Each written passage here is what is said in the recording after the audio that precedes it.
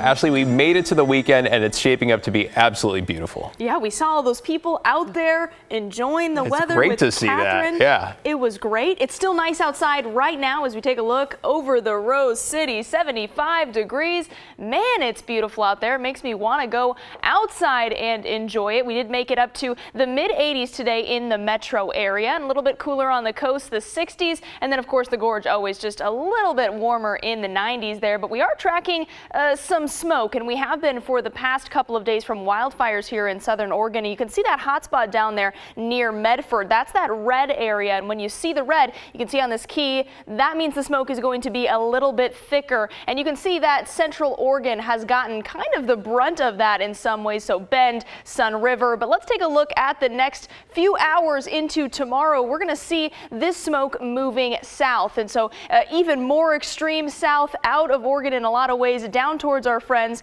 in California and Nevada. So if you know anyone down there, tell them to pay attention to those air quality forecasts. We've been paying attention to those a lot here, especially in the metro area. We've had some fires in the cities, and you just want to make sure that if that goes poorly, you want to stay inside. But let's take a look at some of those temperatures for tomorrow. So this is Saturday, 8:45 a.m. Some of you waking up at that time at 64 degrees in Portland, 60s in Hood River, Salem, all the way down the I-5 corridor there, just a little bit cooler on the coast. We are going to see some cloud cover on the coast, and then as you pop over to the gorge here, just a little bit warmer in the morning. Let's fast forward to a little bit later in the day at 5 o'clock now tomorrow. We're going to see 85 degrees in Portland and just a little bit warmer over here as always on the eastern side of the state in the high 60s on the coast over there. And I do want to give a warning here to the other side of the state here quickly. There is a heat advisory and a fire weather watch over there. So obviously Baker City, you just popped out of that here in the past couple hours, but still heat going to be a concern there.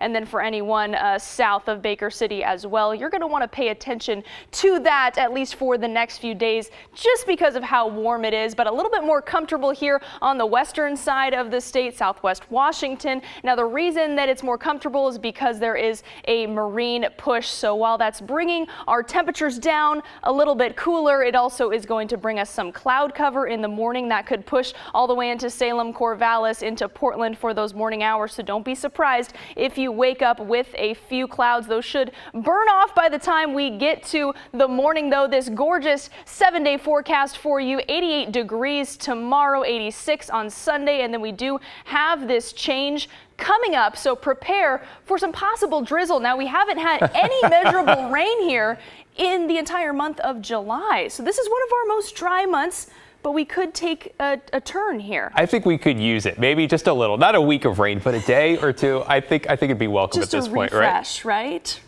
Thanks so much, Ashley.